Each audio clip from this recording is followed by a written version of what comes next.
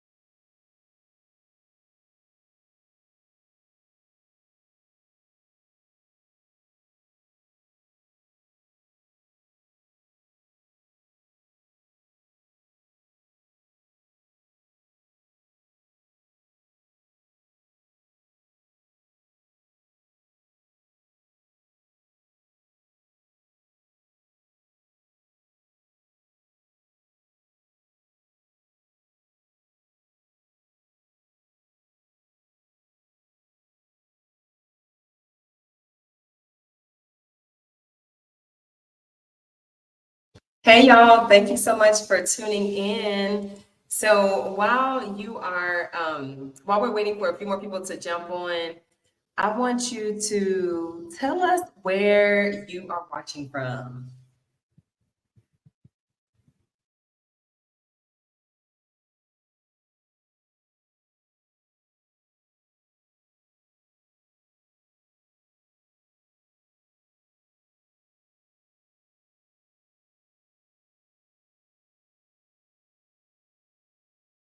And I want to apologize in advance, y'all. The last couple days, it has been in the 90s here in South Africa. It is so hot. And if I look breezy, it's because I am hot, okay? Where I am staying, there is no AC. So basically, it's just me and the fan. And I might go ahead and turn the fan on, but I didn't want it to be like making a lot of noise. So worst case scenario, I may just open the window. I might just do that because it's hot, y'all. I'm trying. And just to give you some geographical information, I am in Pretoria, South Africa, which is, hey, okay. Thank you, Shalay. Shalay watching from Tampa. Thank you so much. But just to give y'all some geographical information, I am in Pretoria, South Africa. Pretoria is one of three capitals here in South Africa. So you have Pretoria, you have Cape Town, and then the last one, I cannot pronounce it, y'all, but it starts with a B. But I'm in Pretoria. And right now, Pretoria, the time is 4:37 p.m. So for my folks back home in Atlanta, I am 7 hours ahead of you. And right now, the temperature is 94 degrees, and it is considered to be spring. Okay, so it is spring here in South Africa. So just wanted to let y'all know that. And also, before I kind of jump right in, if y'all just want to kind of share what country, well, I said what country in South Africa, but what country in general do you want to visit in Africa?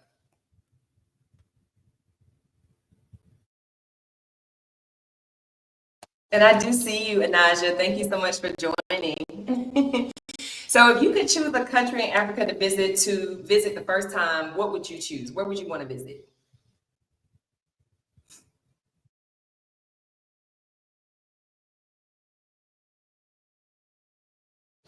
All right, so I'm gonna let y'all comment and let me really quick open this window.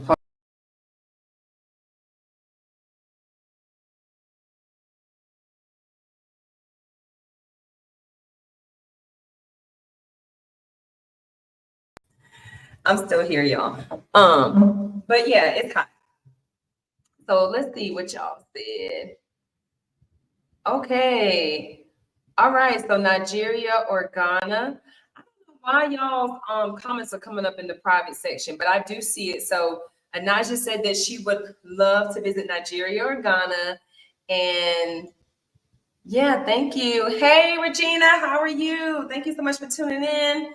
Girl, I am live from South Africa. I got to give y'all all the tea right now. Thank you for tuning in, sis. I appreciate you. Let me say, hey, girl. Hey, Regina.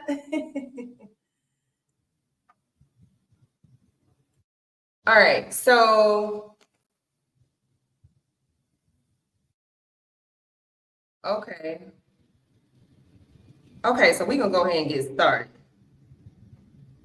Somebody said they long, I can't see you. So if you, for whatever reason, cannot get on, if you can't log in through StreamYard, it's all good because basically you can watch it on YouTube and you can even watch the replay, okay? Okay, Shalay said Ghana for sure and South Africa too. I love it. I love it. I'm here for it. Okay, thank y'all so much. So, okay, what I'm gonna do is just talk about my first impressions first, okay? So I got here a week ago tomorrow. So I leave tomorrow. So I said I have got to talk to y'all while all of this stuff is fresh on the brain, okay? Like this is for me, my own oral reflection, my own journal of my experience here. And I want to be able to also watch it so that I can remember this experience because it was so close and so sacred to my heart. But my first impressions, first of all, I would say that the South Africans are very hospitable. When I tell you they will wait on you hand and foot, they want to make sure that you have everything you need.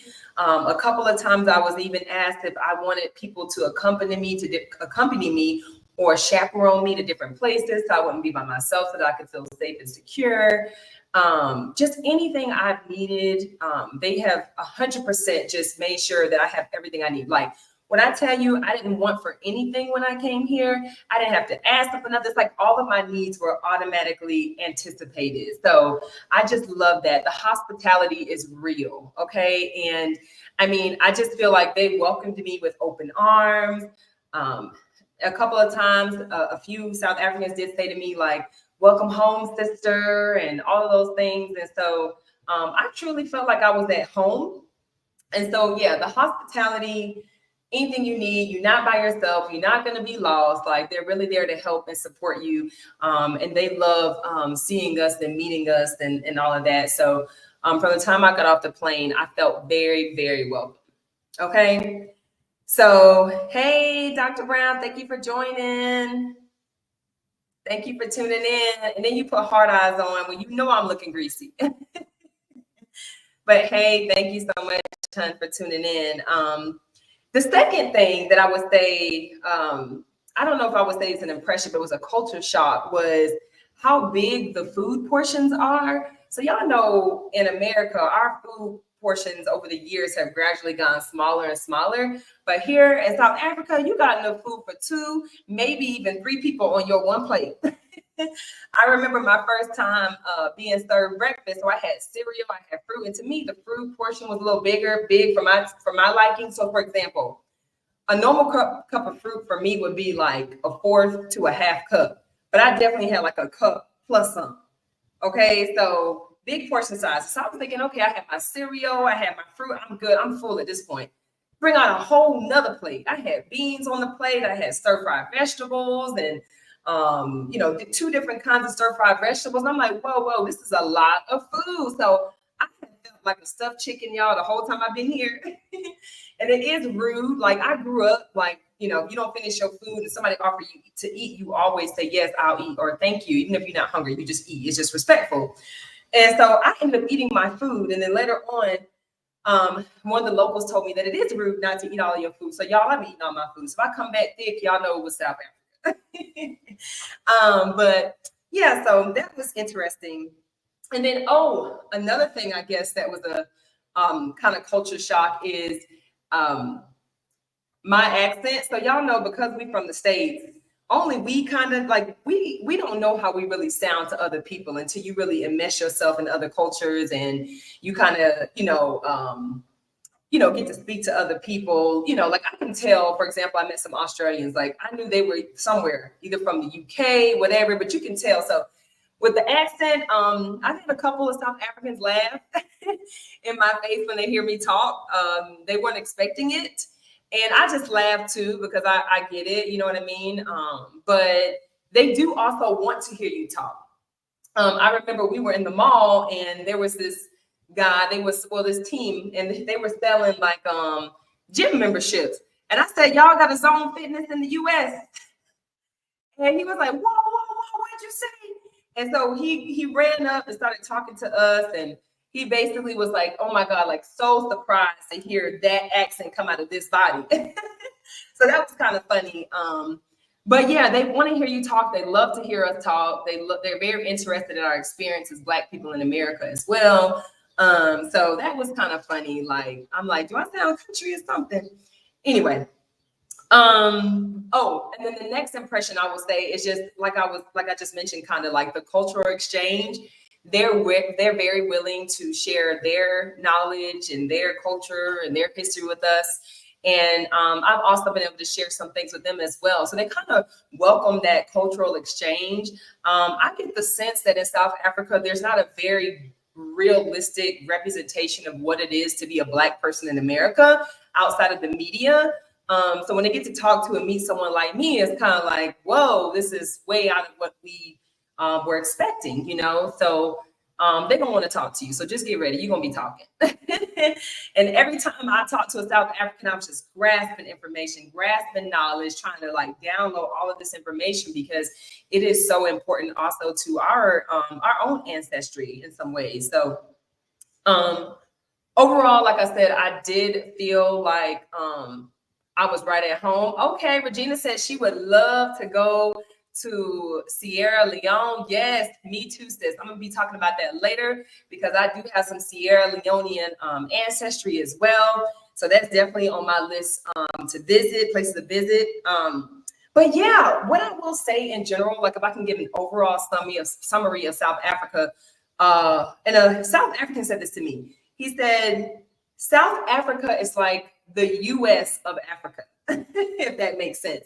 So you're going to meet people from all over. I met people from different like ethnic groups. So in the States, we say tribe. Tribe is kind of racist here. So it's kind of best if you ask, like, what's your ethnic? When I would ask that, they would respond, or they knew what I was talking about. What's your ethnic group? But I met people who were Costa, Venda. Last night I met my first Ethiopian, my Uber driver. I was like kind of shocked. They all have those very strong facial features. So I knew he wasn't from South Africa, and his accent was a little different. I also met people from the tribe of Sutu, Pedi as well. And so it was very interesting. I would say that overall, my first impressions of the country are good. Probably even excellent. This is the first place that I've visited all year where I feel like, wow, like I feel like I'm at home. Like I've been traveling now for 7 or 8 months, and this is the first place where I feel at home. And I could see myself like, staying. Like I really want to do more exploration in Africa. I want to see other countries and really dig deep into my ancestral roots as well. So I definitely could see myself coming back very soon. This won't be my last time here. And so, yeah, so let me just talk to you really quick about some of the places to visit. Okay. So being that I was here for a week, the first 3 days I was basically working. Okay. Because I came here to speak. I did a lecture at a university where I talked to the students about what it's like to be Black in America, which was a very, very interesting lecture. And that will be up on YouTube very soon. So y'all just stay tuned for that. But it was a very, very life-changing, culturally engaging experience that I will carry with me for the rest of my life. It was amazing. I enjoyed it very much. So places to visit. So in a span of 3 days, I visited several places in South Africa that are major like historic sites. Okay. And I'm going to show them to y'all here on the screen because I'm going to be talking about each of them and why you should visit them. Okay. I think I don't want y'all, I do want y'all to follow me, but that's not what I was trying to show y'all. I don't know why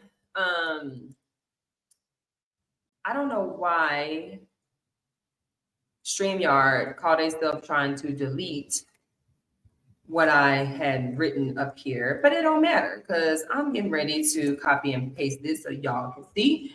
So the places that I'm going to be encouraging you guys to see are, okay, we can hide that right now, are the Voortrekker Monument, the Apartheid Museum, okay, okay, museum, and Soweto, go there. Then I want y'all to go to the Freedom, I'm gonna call it the Freedom Park Museum, but it's really the Freedom Park Heritage Site and Museum, okay? These places right here will change your life, and not just that, give you a very good understanding of South Africa's history and all of that, okay? So these are good places to start if you're staying in the Johannesburg or Pretoria area.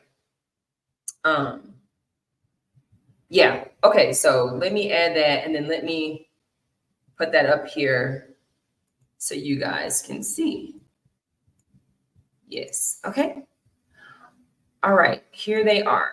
Okay, so the places that I would recommend are on the screen. And I'm sorry if it looks kind of whatever, but y'all can see that. Y'all get it. Okay, so the first place. So the first thing I decided to do, I did a hop on, hop off. You know, y'all seen like in the States, we have like the Big Red Tour. And basically I did the Joburg tour or Johannesburg tour with the Soweto tour, which is a 2-hour tour. So basically it takes you all around Johannesburg, shows you different historical sites, and you can hop off and explore, or you can stay on the bus and just sightsee. So basically what I decided to do on the tour was, for sure, I wanted to go to the Apartheid Museum, and then I went to Soweto. So at the Apartheid Museum, you basically get a deep dive into South Africans' history during apartheid. And basically, if I could sum it up, it's very similar to the Jim Crow era here in the United States. There was segregation, you know, Black people were treated less than. Lots of people died, you know. It's the era of, you know, Nelson Mandela and some other prominent folks who were a part of the fight to the fight against injustices, basically. So, Robert Sobukwe and Steve Biko are just some names, people that you might want to look into. But basically, that museum was something. There were times as I was walking through the museum that I did tear up. because it was very emotional to see some of the things that the people encountered. It really resonated with me because I know what our ancestors encountered here in the US. It's very similar. We actually have a very similar history to South Africa. And I didn't realize that until I started kind of doing the research for the lecture. But then when I actually went to these museums and started learning about what these people had been through, I was like, oh my God, this sounds so similar to what Black people have gone through in the US. So I think that that's another reason I've been able to really connect with the people here, is because they get it, I get it, we get it. Like, so I thought that that was very interesting. So check out the Apartheid Museum. In the Apartheid Museum, there's also 2 exhibits for Bishop Tutu and one for Mandela as well. It's a very beautiful museum. I went and I think I had like 2 hours to do what I wanted to do before I had to go to Soweto. That was not enough time. I honestly think the website says you need at least 2.5 hours. They are right. I think that if I really, really wanted to spend more time in the Mandela exhibition and the Bishop Tutu exhibition, I probably needed 3 hours. Okay, so just plan to do that. And yeah, hey Michelle, thank you for tuning in, girl. Good to see you. So basically, like I was saying though, it's a beautiful museum. Check out the Apartheid Museum. You won't regret it. And then also on the hop on, hop off tour, I went to Soweto. Okay, Soweto is a very rich cultural place to visit. It's not too far from Johannesburg, but basically there's a 2-hour tour. They take you to Vilakazi Street. And you know, you get to see Mandela's house, the house that he lived in. Bishop Tutu's house is still there as well. What else do I want y'all to know about? Oh, and it's the way to as well. There is a museum called the Hector Peterson Museum. During apartheid, there was a big struggle where a bunch of children were killed. They were protesting because they wanted to basically have the same equal education as the white South Africans. And hundreds of students were killed by police.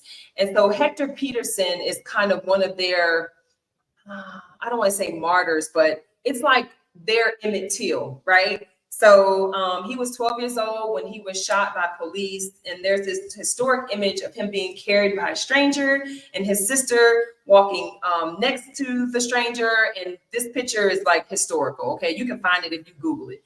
But it was very interesting. The whole museum is surrounded by African olive trees. The trees don't make olives, but they're kind of like, look like they're throwing up peace signs. And it kind of symbolizes like peace. And, you know, there's a big rock in the center as well. They're very big on like, you know what, this is where we were and we have to remember what we experienced, but we're never going back there. So, you know, you'll see also a lot of places where there's like flames of democracy, flames just stay lit year round to kind of, you know, remember that fight and that struggle during apartheid. I didn't go to Constitutional Hill, but that might be another place that you want to visit. But let me see. Okay, I said that. And the next place, Freedom Park. Oh my God.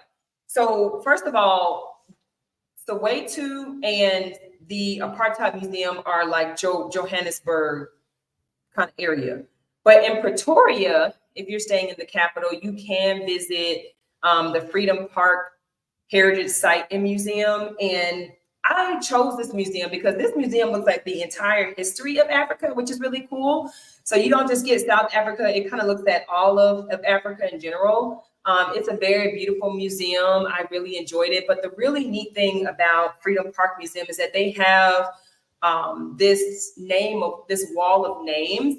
And I believe the tour guide was telling us that over 380,000 people's names can go on this wall. And it's not just people from South Africa. It's people from all over the world, all countries.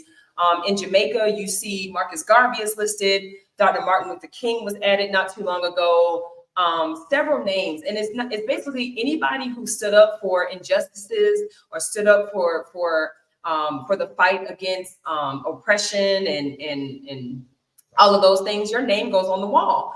And when I say all countries, we have the US, they have Ukraine is up there. I mean, all over the world. And you just see all these names of brave people who stood up against injustices in their country. Hopefully my name will be on the wall one day. We're going to pray about it. But anyway, very beautiful. And I think the most surprising thing about that museum, Freedom Park Museum, is that they also have this whole like spiritual section where I had to take off my shoes before you could like walk into that territory. It's a place where you can reflect, where you can meditate, think about all of the people whose names are up on the wall who lost their lives, or some of them didn't lose their lives, but they may have died peacefully at home, but those people who stood up for the cause. But I forgot what, there's 11 stones. I forgot what they all symbolize, but don't get me the line because I don't want to say the wrong thing, but some of them are symbolic to South Africa as a whole. They don't represent each tribe. It might be each environ is what they call, but then there's a stone for just international countries and then one for South Africa. And so it's a big circle. They do spiritual events every year. And yeah, it's just a good place to just visit and connect with your like ancestry and everything. So I would say definitely check out Freedom Park. And last but not least, Pilanesberg is like 2 hours away, maybe 2.5, just depending on traffic. But I went on a safari yesterday. It was amazing. It is the closest safari really to this area. But I also hear that Kruger Park I think it's Kruger National Park, but it's also amazing, beautiful place. I'm gonna have to check it out next time, but it was 4 hours away and I did not want to sit in the car that long, y'all. So I said, let me just go on over here to Pilanesberg, and it was great. I did get a chance to see, well, I was hoping to see the big 5 animals, but I didn't get to see them all. I got to see 2. So the big 5 animals, and by the way, South Africa is a very like, I don't know, animal kind of sacred place, at least the vibe I got, at least these big 5. So the lion, the leopard, the elephant, the buffalo, and then the last baby is the rhino. I saw a rhino. So I saw the rhino and I did get to see the elephant, but they had us on a wild goose chase looking for the leopard and the lion. Somebody had said that they had seen some lionesses basically, and they seen a leopard in a tree. We went over there, there was no lionesses and there was no leopards. So, but it's all good, maybe next time. And we did not see any buffaloes either. But if you are just joining, tell us what country in South Africa or in Africa in general that you would love to visit. If you are enjoying the content so far and what I am talking about, go ahead and hit that like button, okay? And I really thank you guys and appreciate you for jumping on the live, of course. And yeah, so I want y'all to check out those places I mentioned. You won't regret it. It'll be so worth the time. Going to those places, I learned a lot about my ancestry, South Africa's history in general too. But I forgot, y'all. I did not talk about the Voortrekker Monument. So going to this place, I went because on Google it looked really cool, but I didn't really understand the history of the Voortrekker Monument. But so we went in and basically I'm like, not even knowing it. When I went in, I was like, this place isn't really resonating with me. Like, it's not talking about my people's history. Like, what is all this? So lo and behold, we run into a man who is of the Venda people, okay? The Venda ethnic group or the Venda tribe. And he basically gives us a walk and a tour outside of the museum because they have a beautiful garden. And what I learned was, essentially, it is the colonizers' museum. I can tell from the artwork. They built this museum. If you Google it, it's on this mountain. This thing is huge. You can see it from several places in the city. And basically, the Dutch came over and they colonized parts of Africa that were primarily belonged to the Zulu people. And so basically a whole war went down. They took the Zulu people's land and all kinds of stuff. You have to do the research on Blood River. But basically, okay, yes. Kelly Floyd said that she would love to visit all the continents one day. Yes, me too. Well, not all of them, but anyway, the Void Tracker Monument is a site to see. I was able to actually, which I'll be showing y'all know I'm gonna have all the content for y'all, but I went inside of a replica of a Zulu hut. I was able to stand in it, see what it was like, how our ancestors were, how they were living back then. But yeah, they built it during apartheid. And so it was, if you think about how things were during apartheid, and then you just build this monument so the whole world can see this forever, it's kind of like a spit in your face kind of thing. So, but I still went, and it was very educational. So I don't regret going, because I would have never known the role that the Voortrekkers, the Dutch, played in the colonization of South Africa. So that was really interesting. All right, so let's get to the fun stuff, because I know I've been going on about where y'all should visit, but next, cultural norms in South Africa, y'all. So first of all, there has not been one South African that I have spoken to that has not said hello and how are you doing. It is very customary for someone to ask you how you are doing before you just start asking for what you want or what you need or whatever. They will ask you how you're doing, and you should do the same. So I noticed that. It was like, how you doing every time? How you doing? I'm good. How you doing? So that was something that was, I think, a cultural norm. And then also, like I kind of mentioned earlier, like them just wanting to make sure that you're safe. They'll accompany you somewhere. Also, they are very adamant about you only asking security for help. So security here typically wear like neon green, orange, like we do in the States, very bright colors. So you know who security is. You shouldn't be asking random people for help or for directions anyway. So that was very helpful for me as well, because I didn't want to be accompanied on everything that I did. But then also, you can say hello, or you can say Ashe. Ashe is also widely accepted to say hi here in South Africa. And yes, I already told y'all, the large portion sizes, just get ready to eat, okay? Instead of eating 3 times a day, you just need to eat maybe once or twice, because the portion sizes are so huge here. And also, I think I learned so much, I guess you could say language, like their language. So there were times when I would say things and they'd be like, huh? Because they didn't really understand what I was trying to say. Just like here in America, in New York, I don't know if it's New York, but one of them places, they usually say pop instead of soda. We say soda really in the South, right? But same thing here with our English. We use different words. So like, for example, for us, a trunk of a car, we say trunk, right? Pop the trunk. They call it the boot. And then for the hood of the car, like we say, can you pop my hood, the front of your car? They say, they call it a bonnet, like the bonnet you put on your head to go to sleep. I thought that was kind of funny. What else is something that was different? Let me see. Oh, I remember I was at a museum here on campus, and they were like, I said, look at the picture with the clothespins. Because it was like art that had a bunch of clothespins.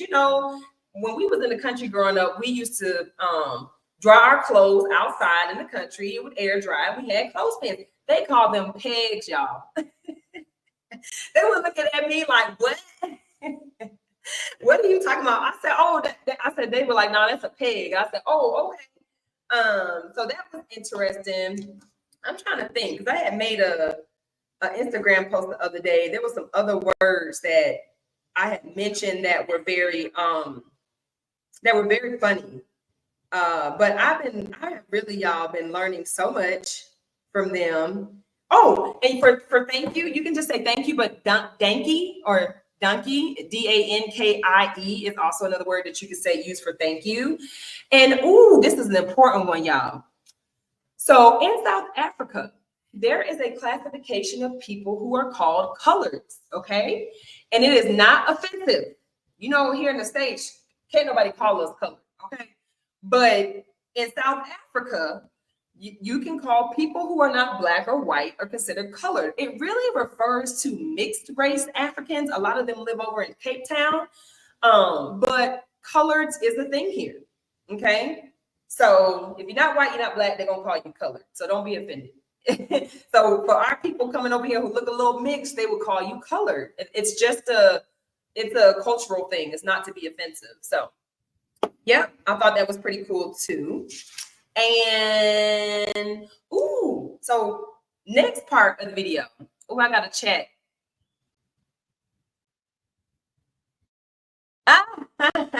I know, Anaja. I know, girl. I need to listen. I've been on the go. Okay, I need to let y'all know where I'm going so y'all can go ahead and get y'all plane ticket. Let's go. Let's go. So the next part, y'all, I want to talk to y'all about what they think about Black people. Y'all ready for this? Let me just swig a couple of water. Some water first. Shalay said right. What do they think about Black people? Lord have mercy. So, for starters, they don't know much about us, okay? And when I say Black people in America, they don't know much about us. All they know is what is portrayed on the media. So as you can imagine, when I show up, Dr. April Brown, they in culture shock. This man tell me, oh my gosh, this man told me today, he said, I've been to Texas and I was just trying, he was saying, I'm trying to figure out where all the beautiful women that look like you at. Because he said, when I was in Texas, everybody, he said, they say obese. Everybody was big and obese. You know, I told him, I said, we in Atlanta. They in Atlanta. I thought that was funny. But anyway, but for real, y'all, they don't know anything about us except what's portrayed on the media. I actually had somebody ask me, was the Boondocks a good representation of Black people in America? And I said, Michelle shaking her head. But I said, you know, I think the Boondocks does give some good insight into some cultural norms and some beliefs and some values of Black people. But I wouldn't say that is a singular example of what Black people are in America. Shalay said, absolutely not the Boondocks. And so I started thinking to myself, y'all, this is so sad. I started thinking to myself, what's a good show I could give them for an example to tell them, you know, the closest thing, and nothing could come to mind. And I started thinking about Fresh Prince, and I started thinking about Family Matters and all those shows. And somebody said, which I thought, I said, oh, you better check me. They said, isn't that more an example of affluent Black families in America? I said, you don't say. You don't say. And at any point, if y'all want to jump in and say something, I can definitely unmute you and I can add you to the stage so people can hear you. If y'all have any comments or anything, it's up to you. You don't have to show your face, but you can jump in and comment if you want to. Just you know, send me a message and I'll basically add you to the stage and unmute you so you can jump in and say something. But I couldn't answer that question, y'all. It was hard. I could not tell them a good example of what would be on TV, a good example of a Black person in America, because really, I don't think there are any good examples. If I'm being completely honest, Michelle, you got one? Hold on, let me add you to the stage so we can hear you. Okay, let me see about Blackish. What about Blackish? Okay, you know, I have never watched that entire show. Okay. They got the feisty grandma. They got the shady grandpa. Okay. You know, it's not exactly like everywhere in America, but I think it's close. Yeah. Maybe. You know, actually, what came to my mind was Insecure. Like I did tell him, I said I thought Insecure is a good example of like what maybe being a Black woman is like. Yeah. But I That's didn't good. have a good, but I didn't have overall like, you know, Blackish. That's a good example. Okay. Okay. Thank you, Michelle. I can't think of anything else. Okay, I'm gonna go ahead and mute you and take you off the stage. Thank you for your comment. Thank and good you. to see you, girl. So Michelle Good to is my be sister seen. I met in Costa Rica. All over the world. All right, thanks, girl. All right, let me remove. Michelle. So yeah, thank you, Michelle. So Blackish, yes. So Blackish. Okay, and Naja said, yeah, Blackish works. Okay, so Blackish would have been a good example. So another thing that I noticed, y'all, when it comes to black people in America or the US in general, South Africans are not very familiar geographically with where the states are in the US. They don't know when I say Atlanta and I say Georgia, they don't know what I'm talking about. But the same would be true if somebody asked me, told me where they were from in Europe. I'd be like, where is that at? Because I don't know where's that, because I've never been there. So it makes sense. But what I remember, y'all, my first day getting here, I literally pulled up to a car that was blasting 21 Savage. I said, oh, I was in culture shock. I said, what they know about that in Africa? I said, okay. And so I was like, okay, so that stuck with me. It was culture shock, but it stuck with me. So then when I started explaining, because let me tell you something, people don't tell you this. The most conversation you're gonna have with people is in your Uber, in the Uber. The Uber is where you're gonna get some cultural tea, where you're gonna meet some people, where you're gonna have some good conversations. And a lot of these conversations happen in the Uber. So I remember I was trying to tell this young South African guy, I was trying to tell him where I was from. He was like, looking like, I don't know what that's that. I said, you know who 21 Savage is? He said, yeah. I said, I'm from where he from. He said, oh, yeah. So 21 Savage and Rick Ross have been my reference to tell them where. Which is kind of funny because I even tried to explain, which is this is amazing with travel, though, all the cultural differences. Because when I'm in when I was in Costa Rica, or if I'm in Mexico or the Dominican Republic, everybody on that side of the world know where Florida is, because Florida is like the closest to the closest thing for them to get into the US. So I would just say, Florida's here, this is Georgia, we right on top. And they'd be like, oh, okay, I get it. But here, they don't know what we're talking about, y'all. So just tell them where 21 Savage is from, and they'll probably get it if you in Atlanta. So I think that was kind of funny. So I also have a section right now, y'all. Thank y'all so much for y'all comments and for tuning in. I wanted to basically tell y'all, like, this is the question section, like the questions people have asked me that I thought were kind of funny, kind of interesting. And I already kind of shared two of them, about the boondocks, about where the beautiful women at. But another one that I thought was funny, a South African asked me today. He said, "Do people think that Africans live in the bush? See, the bush for them is like the wild of the country, right? Or run around naked." Yes, if they're uneducated. He said, yeah, they don't even understand that was before, but now, like, nah, Johannesburg is bigger than Atlanta. Multiple cities can fit in Johannesburg. It is humongous, including New York. New York, and several other major cities in the US can fit in Johannesburg. And they're actually way more populated than we are. If I'm not mistaken, the US, we got about 100 million people. I might be wrong. But in South Africa, they got 50 million people. That's just South Africa. We ain't even talking about the rest of the country, okay? So when you think about that, it is a massive country. And about seven continents can fit inside of the continent of Africa. I mean, I remember flying over the country coming in, and it just looked huge to me, y'all, like just huge. But I told that man, I said, no, we don't think y'all out here running around naked. Like, that's, unless you're uneducated. And there are probably also people that think that, but I don't think that. And this was an interesting question, because a lot of South Africans have an interest, y'all, in coming to the United States. I don't care where you're from. I don't care if you're in Mexico, you in the DR, wherever. A lot of people who've never been to the States want to come. And this Black man asked me, he said, so what are the jobs for Black people in America?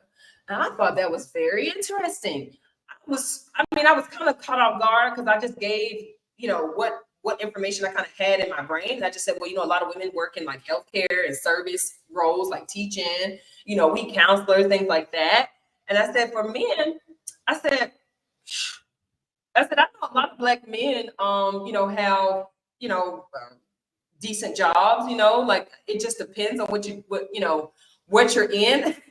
Y'all know I started going all into systemic racism. They probably like, listen, we ain't asked you all that. But I was like, listen, it's hard out here for Black men. I said, you know, a lot of the times you're more likely to see Black women in these leadership roles. It's more acceptable. I said, a lot of the uneducated men sometimes I said, you know, may work in factory jobs and different hands-on jobs, things like that. But I said, I gave them example of my own husband, you know, and how he's a doctor, he has a PhD. And even for him, it was hard, you know, finding a job that he loves. So, you know, I kind of told them that it just varies. But I think after talking to me, they changed their mind about wanting to come. But yeah, so I want to talk to y'all really quick about what surprised me about South Africa. So, and y'all, I'm gonna be honest. I'm gonna get close. I'm sweating. Okay, I told y'all it's 94 degrees. I ain't got no AC. There's no AC where I'm staying. So if I look greasy, blame it on South Africa. Michelle is hollering. I don't know if you're trying to be funny, but I'm hot. Okay, I'm about to start flapping my shirt in a minute. Anyway, I got the window open. It ain't helping, child. So, but what surprised me about South Africa? Number one, the money, y'all. The money go a long ways out here in South Africa. Okay. I still got money left over coming home. I don't even think I spent $200 here. Okay, so I'm gonna give you an example. Last night, I took an Uber to go get me a plate, and I took an Uber back. At dinner, I had 2 drinks, a meal, dessert, 2 drinks, a meal, dessert. My Uber there, my Uber back was less than $35 USD.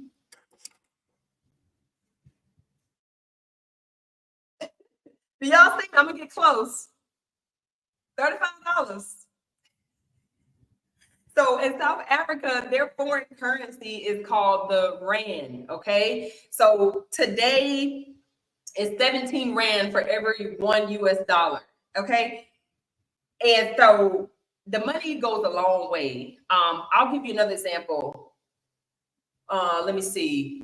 100 rand is equal to about $5.66 USD. Okay, so you got 100 rand for $5.66 USD. They got these home for sale. They probably do, Anaja.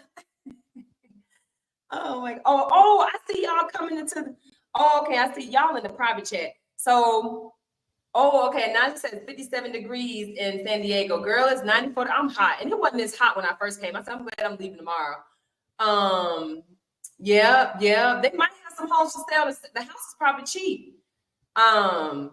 $35 exactly, Shalay. $35 is just one-way Uber in America, and you only going down the street,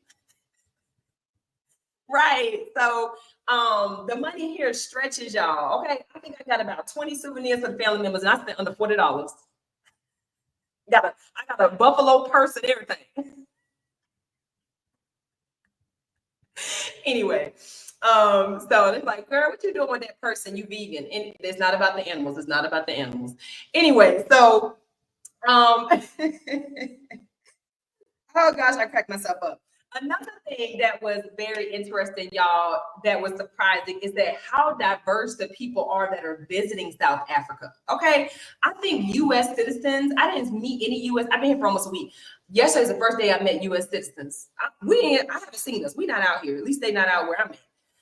But I met people, y'all, from Singapore, a lot of Canadians. Somebody was from Barbados, Australia. The Turkey people were in here deep too. People from Turkey. So yeah, I was amazed at how many people from all over the world were coming to South Africa. Very interesting. And another thing that surprised me, y'all. They can tell by looking at me that I was a South African. How do you know? So the first thing, I'm too tall, y'all. The women in South Africa not tall. Where you from? That's not South Africa. A man told me that if he could pinpoint, he would say Nigeria or Senegal for sure. For the tall people. And I am 20% Nigerian, and one of my originating countries is Senegal. So yeah, they could tell. And if you think about it, which I'm gonna talk a little bit in a few minutes, y'all, about my ancestry. we mix with so many things. It's obvious that, you know, they can tell when you're not from here. It wasn't how I was dressed or anything. It was just my features and my height that gave it away.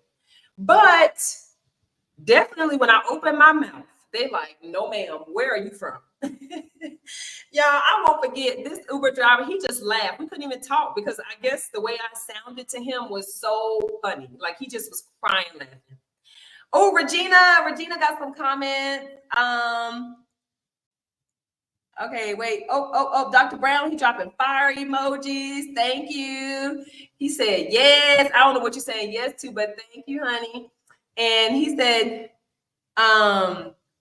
he said that Boondocks was satire. That's why they took it off air. Yep. I'm sorry I'm late on y'all comments. Oh, Regina said, other than the Cosby Show, this was back when I was talking about some examples. I did say the Cosby Show. I did. But they were saying, like, is that an example of affluent families? I was like, well, y'all better check me then. You know, some people may not believe it's realistic, but it's provided a perspective of a healthy relationship. Yes, of what Black people have received. I agree with that, Regina, wholeheartedly. And then she said, some people may not believe it's realistic, but it provides a perspective of a healthy two-parent family dynamic. Come on, because we don't see healthy examples of a Black family unit anymore. She said two-parent family dynamic looks like and what Black people have achieved. Absolutely. Yes. Thank you, Regina. She said, we underestimate the scale of Africa, particularly those who still believe it's a country versus a continent. Absolutely. Yes. And you know, another thing that surprised me, I asked the local South Africans about what it's like going to another country within their own continent, within the country or the continent of Africa. What is it like for you to go from here to Nigeria, for example? And y'all would think they were going to Mexico, like we go to Mexico. You know how they, you know, and I thought it was interesting. It's the same type of energy. Where's your visa? Where's your passport? What you here for? I said, what?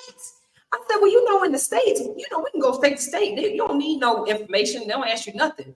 But when you go out the country, we kind of expect to be grilled. We kind of expect the questions, but they get that here in Africa going from country to country.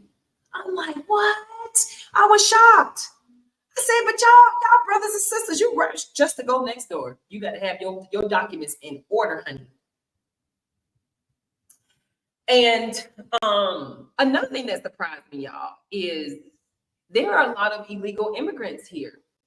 Now, how am I illegal if this is my home country, technically? But anyway, people who don't have their paperwork together or who are not citizens, they find land that is just like flat. What do they call it? I guess we would say undocumented immigrants in our country, but they basically just set up shop wherever. So they have their houses. A lot of them have the tin for the roofs and the little shacks, and they just set up in a field. And I remember we were in Soweto and we rode by this settlement where these people live. I probably seen from where I could see from where I was in the tour truck, maybe 100 houses. That man told us 4,000 people live in that settlement. Wow. So it has its areas where there are, it has its poorer areas. And that was very interesting to me too, that in a way the government allows it. You know, I guess it's almost like, well, what can we do? You might think about like the homelessness in LA.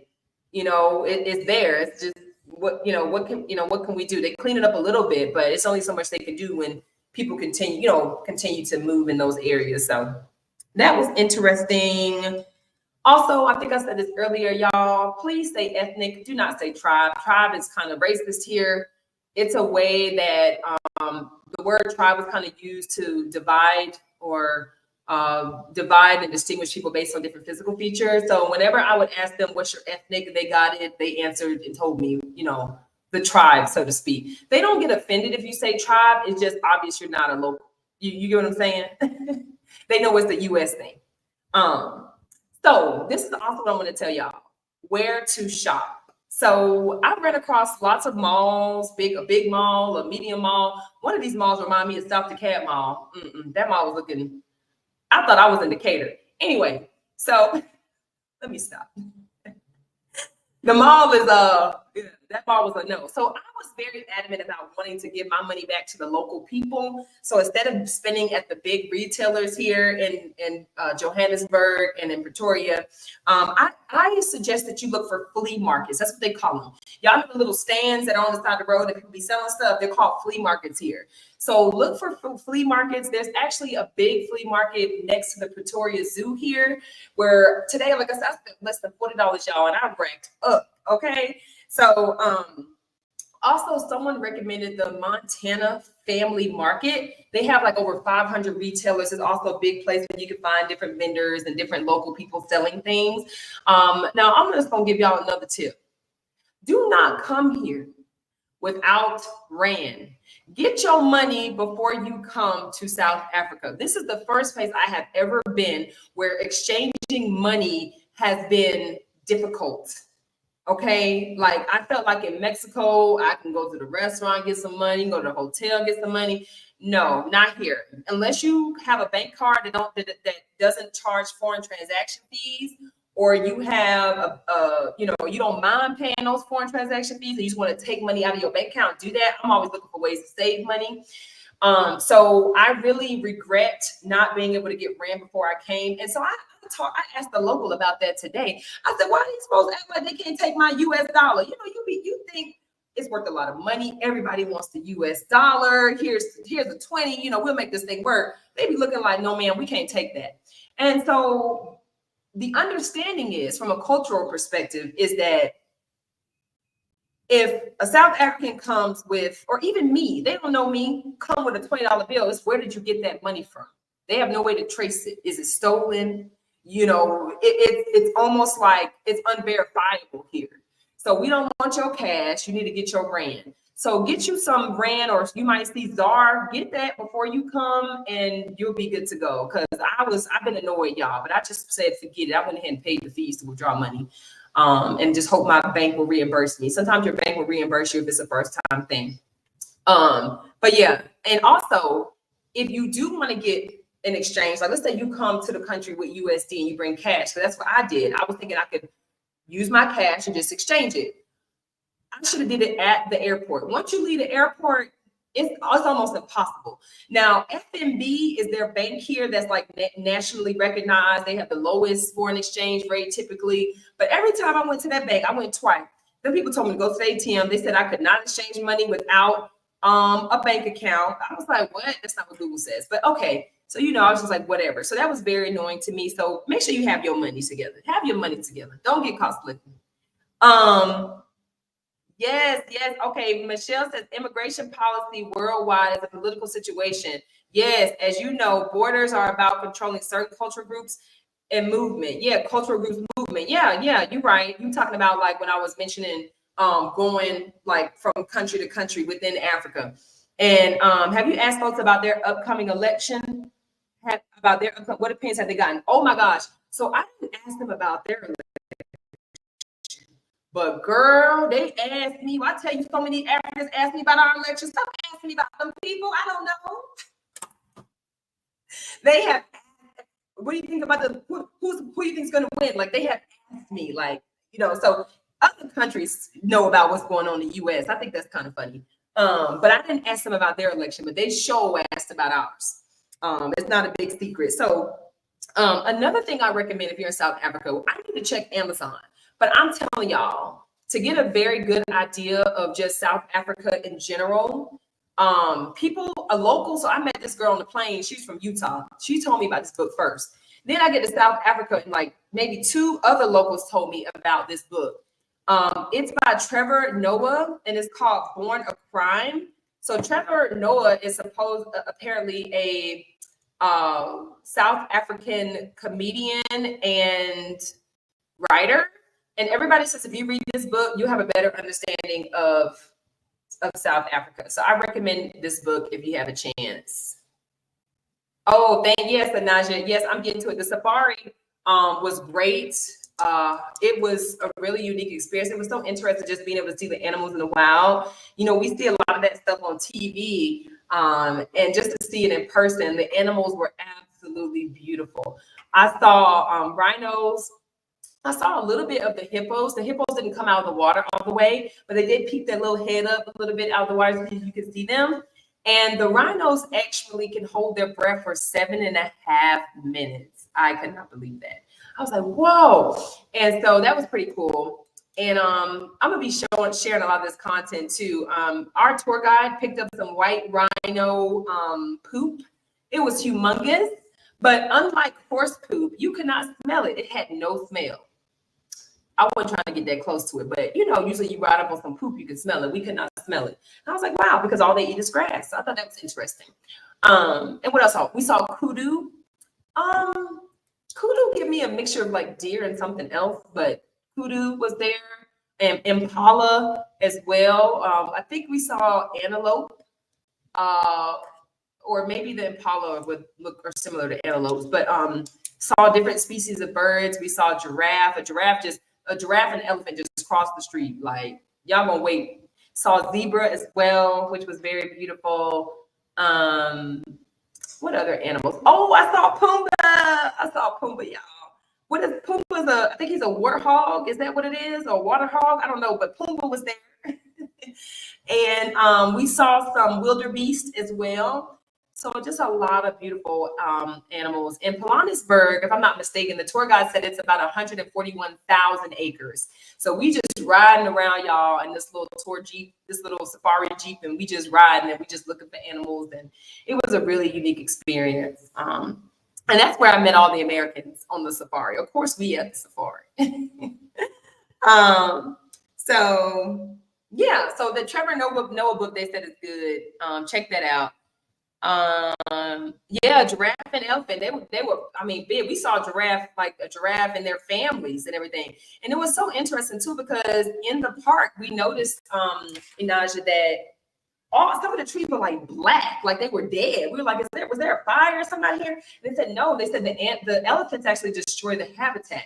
So they had to control the elephants control their population, or at least they've tried. Because they'll just destroy the habitat because they eat so much. And so I was like, oh, these elephants done stripped all the plant life. But they gotta eat. They some big animals, so I get it. But they try not to take the babies and run away and things like that, because it's very traumatic for the elephants. But they'll eat you out of house and home, apparently. So yeah. Hey, Consuela. Girl, thank you for tuning in. I hope you're doing well. Oh, Marvin said it's a warthog. Thank you, baby. I had it right, man. So yeah, the animals are beautiful. So I think I told y'all, let me give y'all some tips when y'all get ready to go shopping. So back to the shopping part. Make sure that y'all you can, first of all, you already know that when you open your mouth, the price is always going to be more. Don't be afraid to negotiate. I met a local woman from Joburg yesterday, and she was like, this is what you say. So we were practicing on safari so I can get my accent together. She was like, she said, don't say like basically how much rand. Now you say rand, they're going to know you American, or you from somewhere else, or you're a foreigner. And so she said, you gotta use your throat with it. So you gotta say, how much? I said, do I sound? So I'm trying to practice, because I usually can change my voice. And I was like, how much? She was like, you still sound American. Don't even worry about it. I was like, I'm trying. So she was like, whenever they tell you, whenever they give you a price that you know is outrageous, you're supposed to say, habo. Habo is like, no way. Or like, I know you lying. I'm not paying that. And you could just say, how? And you're supposed to suck your teeth. It did not work, y'all. I was trying. The folks knew I was American. Child bye.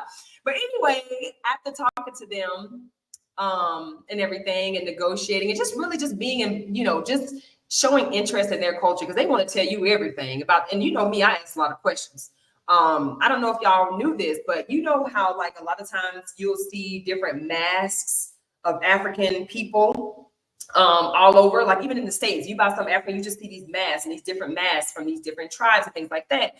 Well, the mask, I said, what's the mask mean? I have to ask. This man was from Venda, and he's from the Venda tribe. And he told me, he said, well, the mask is basically means like this is the face of God, essentially. And no matter how much people try to change you, they'll never change your face, you know. And I said, oh, so what you're trying to say is basically, I am who God made me to be, or I am who God says I am. And I thought that was very interesting. Also, when you get a lot of like African souvenirs and things like that, yes, he said, girl, that American tax is something else, right?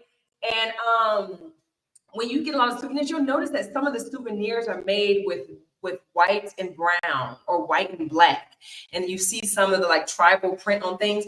So apparently the white is for like the bone, like it symbolizes bone. And then the black is like for skin. At the same time, it's for memories. And you know, so a lot of the things that we see, sometimes we just buying it, but it's a lot of symbolic cultural history a lot of times attached to some of the souvenirs that you would get. So don't be afraid to ask. I asked all the questions and I got all the tea because I want to know. So that was very interesting. And last but not least, y'all, I know I've been on here for, we've been talking for an hour and a half. Let me let y'all go ahead and get y'all day started. Because y'all know it's 10:30 where y'all at, and it's 5:38 p.m. where I am. Because time went back an hour in Atlanta, now I am 7 hours ahead of y'all. And they don't have daylight same as time here. And for those of y'all who just hopped on, I'm in Pretoria, South Africa. It is one of the 3 capitals here in South Africa. Pretoria, Cape Town, and one of them start with a B. Don't get me to pronounce this stuff because I can't pronounce that. I've been trying to work on my pronunciation. Anyway, so that's where I am. It is spring here in October. It is 94 degrees currently. And what else I need to tell y'all about where I'm at? Yeah, basically, that's it. That's where I'm at. That's what time it is. It's hot. There's no AC. So if I'm looking greasy, that's why.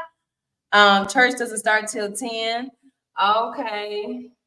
Yeah, I don't even know. I rode by my Uber today. I heard one of the local churches. I could hear them as I was going to Central to get souvenirs, and they were singing and everything in their language. So, that's the last thing I forgot to tell y'all before I move on to the ancestry part.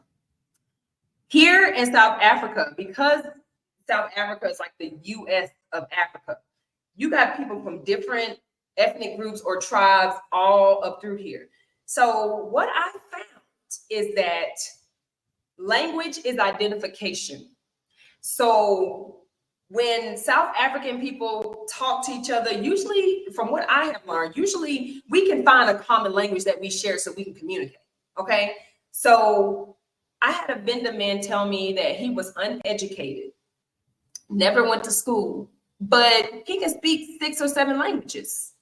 Now, I don't know about y'all, but that's pretty educated to me, that you can speak 6 or 7 languages and you never went to school, you know? And he had so much historical information and insight about his ancestral roots, something that we as Black people typically in America, that we have to like go and dig and go and search for and go and find.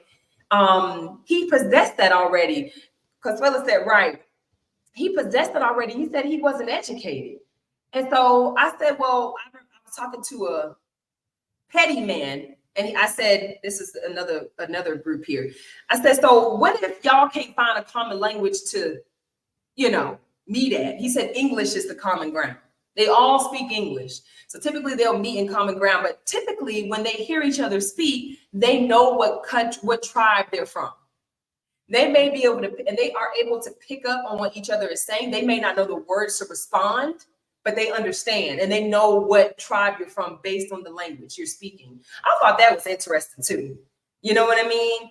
But many of them can speak multiple languages. I rarely met someone that spoke one language, at least 3. So I thought that was interesting. Yes, exactly. Because that's very interesting. So language is identification. They know what tribe you're from just based on how you speak, based on the language you're speaking. So I thought that was very interesting. And I think, so the language, there was something else I wanted to tell you that I forgot. Let me see the language. Watch after I go back and watch the live and be like, I forgot to tell them this, but it's all good.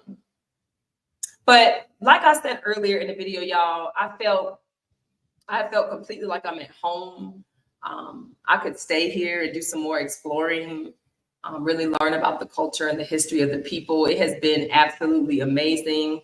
As far as my ancestry is concerned, I wanted to bring this up for you guys because I think a lot of us are unaware of some of the possibilities, okay? And I did mention this when I did the lecture as well, that, oh, this is what I was gonna tell y'all. This is the perfect segue. Someone asked me, what is Black, like, culture, or like our customs, our norms, our values, okay? And when I say that, it wasn't just like, oh, we eat. And I told them, I said, oh, well, you know, Sunday, I said Sunday brunch, and I said, at least in the South, or having Sunday dinner at your grandparents' house was like customary in the Black community, be like soul food, you know, just some little basic things. But that's not the type of question that the person was asking me. They were asking me from a sense like, we have knowledge and understanding of our ancestry, our ancestral roots, where we come from. What that look like for y'all? And I said, what it look like? We don't, and it was so hard for me to say this out loud. We don't really know unless you do your own research, your own digging. And even then, because slave records were so poorly maintained, they were handwritten and lost. We don't really know exactly where we come from. Like it's like our whole culture and identity due to enslavement have been stripped away from us. So unless you go on your own ancestral journey, which I think we all should, you basically are in the dark. I did not really, I did talk about the food. Only thing about the food I mentioned was the portion sizes. Y'all know I'm vegan, so y'all finding vegan African food here, it's not here. But yeah, the portion sizes were huge, Consuela. I did talk about that. I didn't have any, the only thing new I tried, and I'm sorry, I'm gonna get back to what I was saying, but the only new thing that I tried was called a nata. A nata. It was like nata, N-A-T-A, which is basically like a custard. And this place had vegan ones, and it was very good. Like, I've never had a vegan custard before, so I enjoyed that. I don't know if that's a traditional dish here or not, but finding African food that is vegan has been slim to none. At least here. I hear a lot of the vegan restaurants are in Johannesburg, and unfortunately, I just didn't spend enough time there to do my own exploring, but I do have some names of places that I do want to visit in the future. But the portion sizes here are huge. And Consuela, I also talked about how last night for dinner, I had 2 drinks, a meal, and dessert. Took an Uber there and back, and I spent under $30 USD. So the money goes a long way here. So that's all I was saying. But from back to the cultural question, y'all, it kind of broke my heart in a way, which I know this, but it just hearing somebody ask you and then you have to answer it, and them not really understanding the power of the transatlantic slave trade and why I can't tell you necessarily what my ancestry looks like. I know what it looks like because I did do a DNA test about 2 years ago, which I think all Black people should do. And I used a company, which I highly recommend, called CRI Genetics. Oh, yes, Consuelo, we have to. I honestly feel like if you have any family members who are alive or any older ancestors, you know, who are still alive, who can give you information, get that information. I've been thinking about my dad now. My dad is the only living like, you know, parent I have left. And so I told him yesterday, Daddy, for Christmas, I'm getting ready to mail you a DNA test. I need your DNA information, okay? Because I don't know if you guys are familiar, but if you are a female, you won't have a way to see your dad's ancestry, but you can see your mother's ancestry. So if I were a boy, I could see my dad's paternal ancestry. So I gotta basically get him swabbed so I can see what's going on. But long story short, based on my own DNA test, I use CRI Genetics. I highly recommend them. The owner or the founder of the company won a Nobel Peace Prize because he was able to go back 150,000 years, genealogist, to look at people's DNA. My DNA test goes back 5 generations, and it's also a private company, so you don't got to worry about them selling your DNA. I don't recommend them big companies that everybody be talking about, that you can connect with your cousins and them that were lost. You need to get a private company, your private information. You got to worry about your stuff ending up on the database or them doing experiments. I would recommend a private company. Another company that people recommend, which I didn't know about this one before I did CRI Genetics, is African Ancestry. It's Black owned, so you can check them out. I'm not sure of how reliable their information is. I thought it was good because I had been very like, oh, I'm gonna just do another one. Maybe I'll get some more information. But I met a genealogist when I was in Costa Rica, and apparently African Ancestry may not be as we thought, but they do have the largest database of African people. So in my mind, they should be able to come up with a lot more information, give you a lot more feedback because of that. But I was very happy with my DNA results. It goes back 5 generations. I also got my mother's maternal haplogroup done. They call it a haplogroup.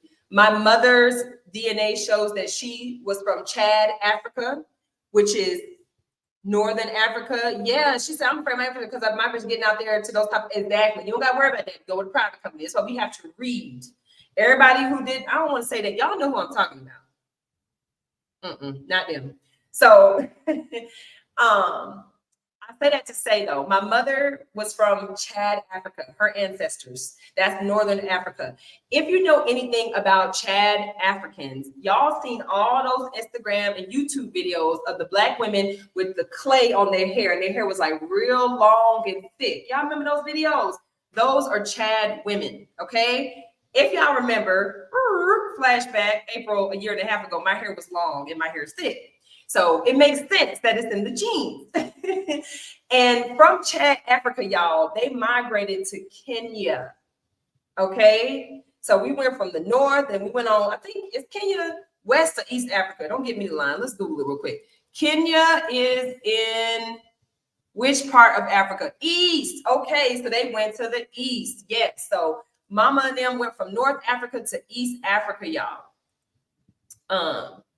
So that's something important to know.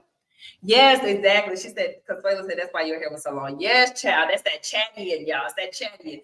Anyway, and it grows so fast, y'all. I just cut it again. This is the shortest I've cut it since I've had my hair locked for like, how long my hair been locked now? 13 years. This is the shortest I've cut it in a long time. It's too hot. Anyway, so Dad, I don't know. But let me tell y'all something about my DNA, okay? And I'm just waiting one day for America, the U.S., to acknowledge their role in slavery, okay? Because the DNA don't lie. And we need an understanding, or we need some information for reparations. If they ever want to have that discussion and really consider it, we all just need to take a DNA test, okay? And I'm going to tell y'all why. So my DNA shows that I have about, let me see, 5 different African tribes that they were able to identify for me, okay? The highest is Sierra Leonean, and that's the Mende tribe, West Africa. Nigeria, I have Isan and Yoruba. My Nigeria 2 tribes together are about 20%. Then I have some Gambian, not sure what tribe. And then the last one, and I know I'm about to mess this up because I know a young lady from up there in Kenya, and she told me how to pronounce it, and I forgot. But it's Luhya. I don't know if it's Loa, I don't know. But Kenya, okay? So those are my 5 African ancestries. But here's the kicker. And I think my dad is the key to unlocking this thing. In the DNA test, I found out that I am 36.6%. Okay, first of all, I'm 88.7% African, okay, Africa. And I'm 8.8% European. We're gonna talk about them in a minute. So 36.6% of the African DNA, though, is Afro-Caribbean. Majority not majority, but a big portion of my African is Caribbean. All my life, people would ask me, "You from Jamaica? You look foreign. Where you from?" I don't know. This before DNA test. I don't know what you mean. I'm black. I'm black and all that. A whole bunch of other things. But Afro-Caribbean. And what I found interesting, y'all gonna be like, "Ooh, this is why Dr. April do what she do." Y'all tell me why. Tell me why. On the Afro-Caribbean ancestry side of things, my ancestors were Maroons.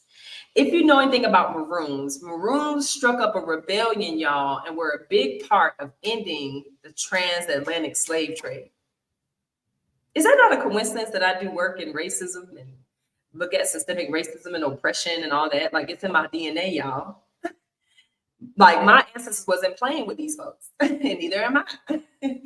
So, I just think that's amazing. Wow. I think they'd be so proud today. So, when I talk about the Afro-Caribbean piece, there are, yes, sis, it's in my DNA. Okay. Thank you, Consuela. So basically, when we talk about the countries of origin, and I went back to look at my DNA test today because I'm like, "Ooh, child, this is a lot more. It's bigger than what I thought." It's almost like I'm gonna be digging for years because it's really hard to pinpoint the exact location of origin because of all the movement and the migration patterns of my ancestors. But they said possibly Cuba. Y'all know I can speak a little Spanish, so. And then I found out that eight generations ago, my DNA, 8 generations ago, somebody in my family was from Mexico. They were Mexican. What were we doing in Mexico? Oh, okay. Haiti might be the country. The Dominican Republic could be the country. But then they also have Nigeria, Angola, and Spain as possible origin countries. Okay. I don't know. Senegal as well, and possibly Gambia. So I don't know. That's a lot to digest. All I know is when I look at myself on the map, I'm sitting in the water and I'm next to Barbados, St. Lucia. I'm just in the Caribbean. We don't know what happened after that. But what I do know is that I'm 8.8% European. Y'all want to know what y'all think my highest European is? Drop a comment. Drop a comment. What y'all think? And my light died, but I might be able to plug her back up. Let me see. Don't do that to me. Come on. Stay alive. Stay alive. Okay. There I am. What y'all think? Drop a comment. What y'all think my highest European is? What country? When you think about the transatlantic slave trade and the last place possibly being that my ancestors were stolen from being Sierra Leone in West Africa. What European country y'all think? Any guesses?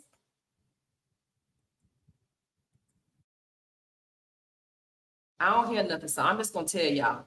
So out